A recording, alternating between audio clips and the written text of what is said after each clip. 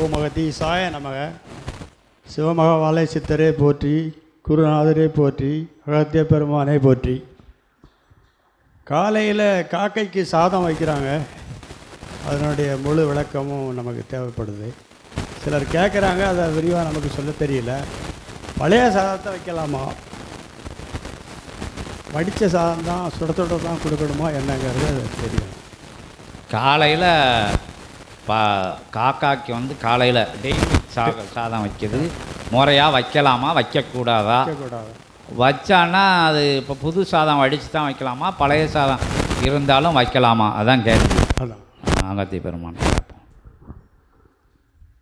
அற்புதமாக ஏற்றமுடன் சபையோடு நற்சீடனாக ஆதி நிலை கொண்ட சபைதனிலிருந்து சித்தனோடு ஜீவ ஏடுகளின் மூலமாக ஒன்றாக ஆகம நிலைகளோடு அவனோடு தவம் பயணம் அனைத்திலும் கலந்திருந்து நற்சீடனாய் வளம் வருகின்ற பிரபஞ்ச மகாசபையின் முதன்மை சீடனை அகத்தியன் வாழ்த்தி மகிழ்கின்றோம். ஓம் அகதீசாய நமக. அற்புத நிலை கொண்ட தன் இல்லமதை சித்தனோடு சிவசபையோடு ஒன்றாக கலந்து அதன் அனுக்கிரக நிலைகளை படிப்படியாக பெற்று ஏற்றமுடைய சபைதனிலே நற்சீடனாய் வளம் வருபவனே உரைக்கின்றோம் நீர் தொடுத்த வினாவிற்கு விடை.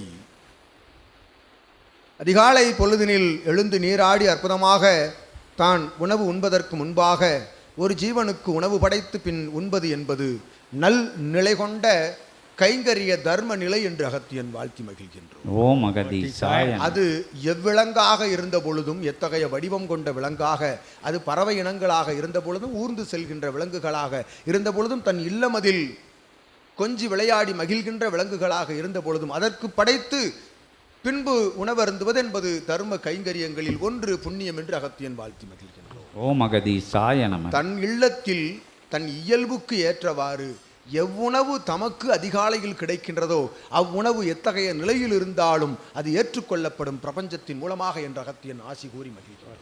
ஓம் அகதீசாய நமக. அவரவர்களுடைய இயல்புக்கு ஏற்றவாறு தான் உணவு உண்ணுகின்ற இயல்பு எவ்வேளைதனில் எத்தகைய நிலை என்ற பொழுதும் அந்நிலைக்குரிய உணவுதனை பரிமாற அதற்கு படைக்க அகத்தியன் நல்லாசி வழங்கி மகிழ்கின்றோம். மற்ற நாட்களில் வாசி பெருநாட்களில் ஒரு ஆகம கைங்கரியமாக எடுக்கின்ற பொழுது அதற்கு எவருடைய நாவிலும் சுவைபடாத அத்தகைய சாதங்களை அத்தகைய படையல்களாக சாற்றுவது நல்நிலை என்று அகத்தியன் நல்லாசி வழங்கி.